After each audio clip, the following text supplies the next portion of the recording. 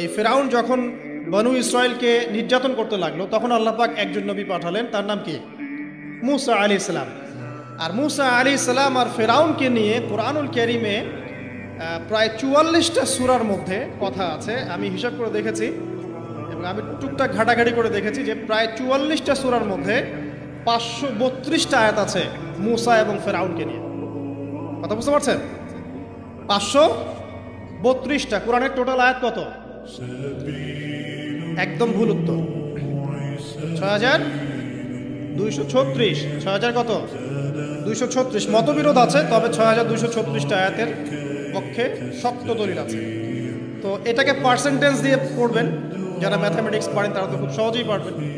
তো পার্সেন্টেজ করলে দেখবেন যে 8.53% আয়াত মুসা এবং ফেরাউনকে নিয়ে। 100%-এর মধ্যে প্রায় 8.5 বা 9% আয়াত কাকে নিয়ে? মুসা এবং ফেরাউনকে। এমনি এমনি তো আল্লাহ পাক এই কাজটা করবেন না নিঃসন্দেহে। এই ঘটনার মধ্যে যে শিক্ষাগুলো আছে এটা আমাদের জন্য সবচেয়ে বেশি ইম্পর্টেন্ট। এই জন্য এত বেশি আয়াত নাজিল করা হয়েছে। কোরআনের যে কোনো সূরা খুলবেন দেখবেন মুসা আর ফেরাউন, মুসা আর ফেরাউন। কী কারণ? এমনি এমনি নিঃসন্দেহে শেষ জামানে আমরা যারা বাস করব তাদের জন্য এই ঘটনার মধ্যে বিশাল কিছু শিক্ষা আছে। শিক্ষাগুলো আমরা ইনশাআল্লাহ আজকে জানব। তো এখন মুসা আলাইহিস সালাম এই ফেরাউনের যুগে জন্ম লাভ করলেন। তবে ফেরাউনকে জ্যোতিষীরা বলেছিল আগেই যে ওই শাম দেশ থেকে একটা আগুন আসছে যে তোমার সিংহাসনকে পুড়িয়ে ফেলবে। এর ফলশ্রুতিতে ফেরাউন যেটা করলো, সমস্ত পুত্র সন্তান যারা হতো এদেরকে তারা জবাই করে হত্যা করল। যখন জনগণ বলল যে কাজটা খুব খারাপ, প্রতিবাদ শুরু হলো, তখন 1 বছর গ্যাপ দেওয়া শুরু করলো। 1 বছর মারবে, আরেক বছর রাখবে, আরেক বছর মারবে, আরেক বছর রাখবে। যেই বছর মারলো না সেই বছর জন্ম লাভ করলো মুসা আলাইহিস সালামের ভাই হারুন আলাইহিস সালাম। ঠিক আছে, উনিও কিন্তু নবী ছিলেন। আচ্ছা, আর যে বছর মারার কথা সেই বছর জন্ম লাভ করলেন মুসা আলাইহিস সালাম। এখন আমি খুব শর্ট করে বলছি, অনেক ডিটেলস বলতে গেলে 3টা বেজে যাবে, আজকে আসরও হতে পারে। এখন যে বছর মারার কথা সেই বছর জন্ম লাভ করলেন মুসা আলাইহিস সালাম। এখন মুসা আলাইহিস সালামের মা কিন্তু তখন খুব শঙ্কিত, ফেরাউন তার সন্তানকে হত্যা করবে। আল্লাহ রাব্বুল আলামিন কোরআনের মধ্যে বলেছেন সূরা কাসাসের মধ্যে। কোন সূরা? সূরা কাসাস। আমি 2টা সূরার নাম বলছি, আজকে বাসায় গিয়ে পড়বেন। এই 2টা সূরার মধ্যে সবচেয়ে বেশি হিস্ট্রি আছে মুসা এবং ফেরাউন এই বিষয়টার উপর। একটা সূরার নাম হচ্ছে সূরা তাহা, এখানে সুন্দর করে ধারাবাহিকভাবে গল্পটা দেওয়া আছে। আর একটা সূরা হচ্ছে সূরা কাসাস। এই 2টা পড়বেন অর্থ সহ।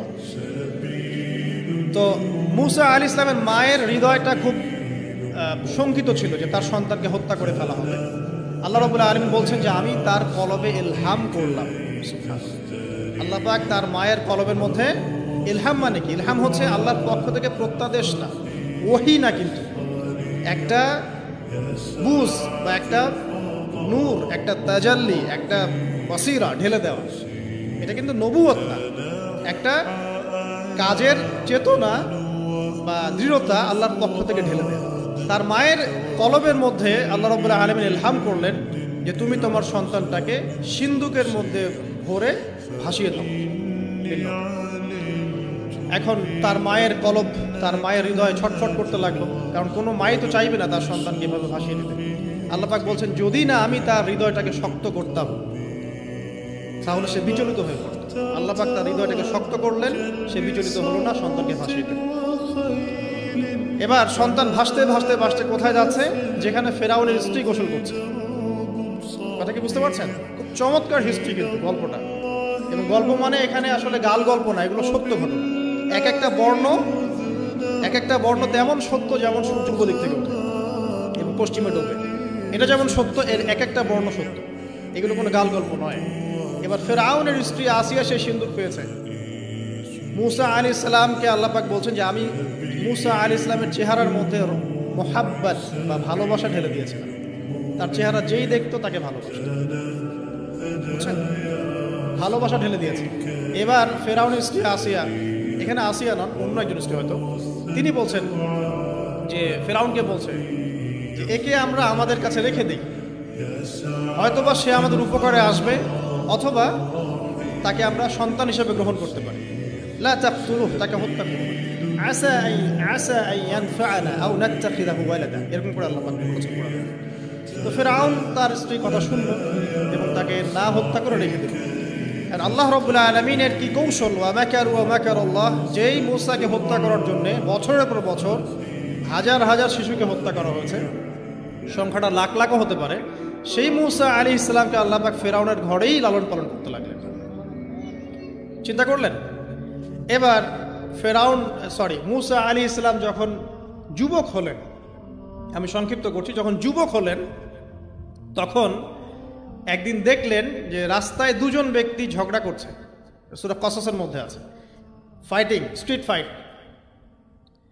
তো একজন ব্যক্তি হচ্ছেন বনু ইসরাইলের, আরেকজন হচ্ছে ফেরাউনের সেনাবাহিনীর।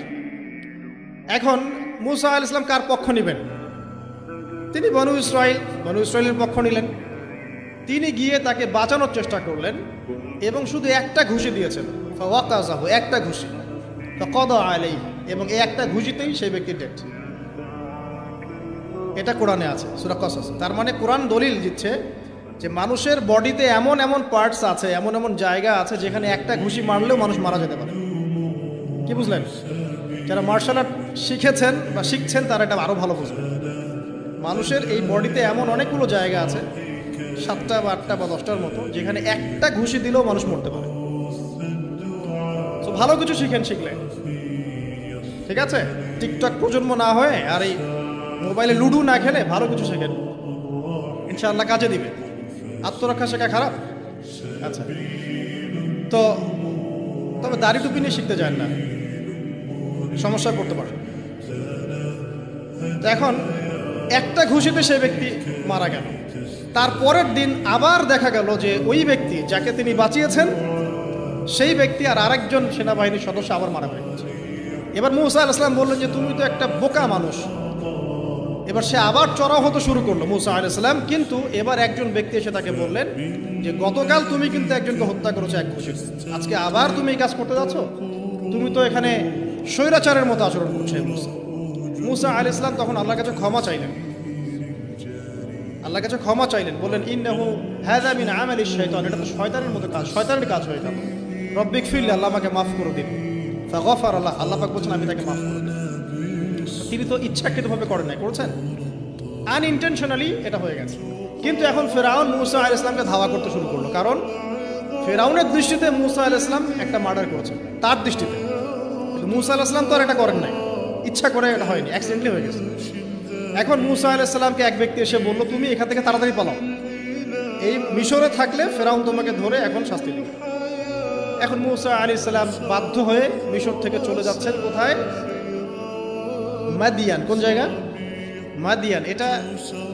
এটাও আরবের মধ্যে একটা জায়গা, যেই জায়গার নবী হচ্ছেন শুআয়ব আলাইহিস সালাম। কি নাম? আচ্ছা, এবার শুআয়ব আলাইহিস সালামের সেই কওমে মূসা আলাইহিস সালাম গেলেন, না খাবার আছে, না পানি, না কাপড়, কিছুই নেই, একদম রিক্ত হস্ত। সেখানে গিয়ে তিনি দেখলেন যে এমনই একটা জলাশয়, হয়তোবা আল্লাহ ভালো জানেন, সেই জলাশয়ের কাছে কিছু মানুষ পানি পান করাচ্ছে গবাদি পশুদেরকে। আমি কি বুঝাতে পারছি? আচ্ছা, তো দূরে দুজন মেয়ে দাঁড়িয়ে আছে, এই দুজন মেয়ে অনেকক্ষণ থেকে দাঁড়িয়ে আছে, তারা পানি পান করতে পারছে না। মূসা আলাইহিস সালাম অনেকক্ষণ থেকে অবজার্ভ করছেন যে মেয়ে দুটো পানি পান করাতে পারছে না গবাদি পশুদেরকে।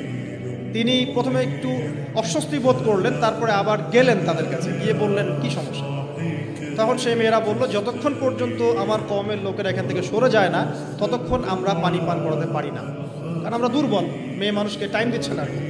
আর এদিকে আমাদের বাবা অত্যন্ত বৃদ্ধ মানুষ, বাসায় পড়ে আছেন একা। তখন মূসা আলাইহিস সালাম যুবক ছিলেন এবং তিনি কিন্তু শক্তিশালী ছিলেন, কওয়িউন আমিন, বিশ্বস্ত এবং শক্তিশালী। ওই যে এক ঘুষিতে মানুষ মারা মানুষ, কি মনে করছেন? তো তিনি এবার ওই গবাদি পশুদেরকে নিয়ে এসে পানি পান করালেন। পানি পান করিয়ে তিনি একটা গাছের ছায়ায় গিয়ে বসলেন। এই প্রত্যেকটা কথা কিন্তু কোরআনে আছে, প্রতিটা কথাই। সূরা কসস পড়েন, সূরা তাহা পড়েন।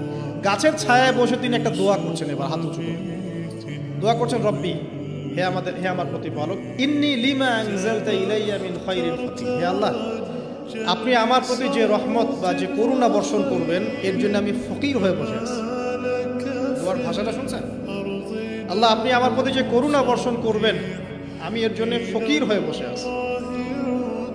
তো প্রত্যেকটা নেক কাজ করার পরে এরকম দোয়া করা সুন্নাত, দোয়া কবুল হয়ে যাবে। দোয়া সাথে সাথে কবুল হয়ে গেল। এখন ওই দুইজন মেয়ের মধ্যে একজন মেয়ে হেঁটে হেঁটে আসছে। ওই মেয়ে কিভাবে হেঁটে এসেছে সেটাও কোরআন বলেছে, কিভাবে হেঁটে এসেছে সেটাও কোরআনে বলেছে সূরা কসাসের মধ্যে। সূরা কসাসে আল্লাহ পাক বলছেন ওই দুইজন মেয়ের মধ্যে একজন হেঁটে হেঁটে আসলো লাজুক পায়ে। কেমন পায়ে? লাজুক পায়ে। যেই চলাফেরা আপনি এখনকার মেয়েদের মধ্যে দেখতে পারবেন না। এখনকার মেয়েদের হাঁটার মধ্যে লজ্জা আছে, লজ্জাশীলতার সাথে লাজুক ভঙ্গিতে সেই মেয়ে হেঁটে হেঁটে আসলো। আল্লাহ পাক সেই কথাটাও কোরআনে বলেছে। এখনকার যে পশ্চিমা সংস্কৃতির অনুকরণ করে যে মেয়েরা, এদের মধ্যে আপনি এই ভাবটা পাবেন। তাদের হাঁটা দেখলে আপনি মনে হবে লজ্জা আছে ভিতরে। এই বিষয়টা নিয়ে খুব ভাবছিলাম। দেখেন সূরা আরাফের মধ্যে আল্লাহ পাক বলেছেন শয়তান তোমাদের পিতা এবং মাতাকে জান্নাত থেকে বের করে দিয়েছে, তোমরা শয়তান সম্পর্কে সতর্ক থেকো। যখন জান্নাত থেকে বের হয়ে যাবেন তার আগে যখন তারা ওই যে গাছের কাছে গিয়েছেন, সর্বপ্রথম যে ঘটনা ঘটেছে সেটা হলো গায়ের কাপড় খুলে গেছে। কথা বুঝতে পারছেন? ফলের কাছে যাওয়ার পর সর্বপ্রথম যে ঘটনা ঘটেছে জান্নাতে, নিজেদের গায়ের কাপড় খুলে গিয়েছে। এরপরে গাছের ছাল এবং গাছের যে বড় বড় পাতা জান্নাতের, এগুলো দিয়ে তারা লজ্জাস্থান ঢাকা শুরু করেছিল। এটাও কোরআনে আছে। এখন আল্লাহ পাক যখন নামিয়ে দিচ্ছেন দুনিয়াতে, আদম সন্তানদেরকে আল্লাহ পাক বলছেন যে তোমরা শয়তান সম্পর্কে সতর্ক থেকো, শয়তান কিন্তু তোমাদের পিতা মাতার কাপড় খুলে নিয়েছে। কথা বুঝতে পারছেন? এখন খেয়াল করে দেখেন যে কাপড় খুলে নেওয়া দরকার হচ্ছে না, মানুষ অটোমেটিক কাপড় খুলে দিচ্ছে। কথা কি বুঝতে পারছেন? মনে করে একটা এক্সাম্পল দেই, আল্লাহ না করুক, ধরে এই মাঠের মধ্যে 1 লক্ষ মানুষকে জড়ো করে এই মাঝখানে শহীদ মিনারের কাছে যদি আপনাকে কেউ জোর করে 10 জন মানুষ ধরে কাপড় খুলতে চায়, আপনার কেমন লাগবে? চিন্তা করেন, পুরুষ হিসেবে চিন্তা করেন, মহিলার কথা বাদ দেন। আপনি তো পুরুষ, আমাদের কি ভালো লাগবে? আমাদেরকে যদি বলে যে মেরে ফেলবো অথবা কাপড় খুলতে হবে, কোনটা নিবা? আপনি বলবেন হয়তো মারে ফেল, তাও ভালো, তাই না? তাহলে ওই মানুষদের কথা চিন্তা করেন যারা ইচ্ছায় স্বেচ্ছায় লক্ষ লক্ষ মানুষের সামনে কাপড় খুলে ফেলছে। কেউ বাধ্য করছে না, কোনোভাবেই কেউ বাধ্য করছে না, নিজের ইচ্ছায় পুরুষ না নারী কাপড় খুলে ফেলছে। মিউজিক ইন্ডাস্ট্রি বলেন, ফিল্ম ইন্ডাস্ট্রি বলেন, এই যে এখনকার যে শোজগুলো বলেন, হাওয়ায় তো মারতেছে দেশ এখন, তাই না? তো এই যে বিষয়গুলো দেখছেন, get up, dress up, dress code, মানুষ কি এটাকে জোর করে খুলে নিয়েছে গা থেকে? ইচ্ছা করে খুলে দিয়েছে। তাহলে এদের অবস্থান চিন্তা করেন যে এদেরকে কার সাথে তুলনা করবেন আপনি? যদি বলেন পশুর সাথে, আমি বলবো তুলনা ঠিক হয়নি, কারণ কোনো পশুও নগ্ন চলে না। চলে? কোনো পশু নগ্ন চলে না। তুলনা একটা জাতির সাথে করতে পারেন। ওই যে ব্রাজিলের আমাজন জঙ্গল আছে, ওখানে দেখবেন কিছু কবিলা আছে যারা সমাজ থেকে টোটালি ডিটাচড, জানে না কাপড় কেমন করে পরতে হয়, সভ্যতা কি, সংস্কৃতি কি, ন্যায় কোনটা অন্যায় কোনটা। ওদের গেট আপগুলো দেখবেন, এদের গেট আপগুলো দেখবেন সেম। তাহলে এদের আদর্শ কোথায়? আল্লাহ পাক সূরা আরাফে বলছেন শয়তান থেকে সতর্ক থেকো, তোমাদের পিতা মাতার কিন্তু তারা কাপড় খুলে ফেলেছিল শয়তান, তোমাদের কাপড় যেন শয়তান খুলতে না পারে, আল্লাহ পাক সতর্ক করেছে। এখন আপনি খেয়াল করে দেখবেন, জোর করে না, স্বেচ্ছায় মানুষ কাপড় খুলে ফেলছে, এবং তারা পুরুষ না নারী। যে জায়গায় আসছিলাম, ওই মেয়ের হেঁটে আসাটা আল্লাহ রাব্বুল আলামিন ব্যাখ্যা করেছেন। সেই মেয়ে, 2 জন মেয়ের 1 জন মেয়ে হেঁটে হেঁটে আসছে মূসা আলাইহিস সালামের কাছে লাজুক ভঙ্গিতে, লজ্জায় মুখ নত করে, লজ্জাশীলতার সাথে এসে বলছেন আমার বাবা আপনাকে ডাকছে। তার বাবাকে? শুআয়ব আলাইহিস সালাম, আমার বাবা আপনাকে ডাকছে। এবার তিনি গেলেন শুআয়ব আলাইহিস সালামের কাছে, গিয়ে তার কিসসা বা কাহিনীটা বললেন। শুআয়ব আলাইহিস সালামও কিন্তু একজন নবী এবং জবরদস্ত নবী। বলে রাখি, শুআয়ব আলাইহিস সালামের কওম সর্বপ্রথম সেই কওম যাকে ভূমিকম্প দিয়ে ধ্বংস করা হয়েছিল। সর্বপ্রথম পৃথিবীতে ভূমিকম্প দিয়ে যে কওমকে ধ্বংস করে দেওয়া হয়েছে সেটা হচ্ছে শুআয়ব আলাইহিস সালামের কওম। আর 3টা বড় বড় ভূমিকম্প আমাদের সামনে অপেক্ষা করছে শেষ জামানায়। 3টা হবেই, একটা পৃথিবীর পশ্চিম দিকে, একটা পৃথিবীর পূর্ব দিকে। আর পূর্ব দিক বলতে কিন্তু আমাদের দিক, Indonesia, Malaysia, Bangladesh, Pakistan, Sri Lanka, India, এই পুরো জায়গা হচ্ছে পূর্ব দিকে। আর পশ্চিমা সভ্যতা তো বোঝেন পশ্চিম কোন দিকে। আর একটা হবে পৃথিবীর মাঝখানে। মাঝখান কোনটা? এই যে জাজিরাতুল আরব, এখানে একটা হবে। এটা হবেই। কোনো বিজ্ঞানী ঠেকাতে পারবে না।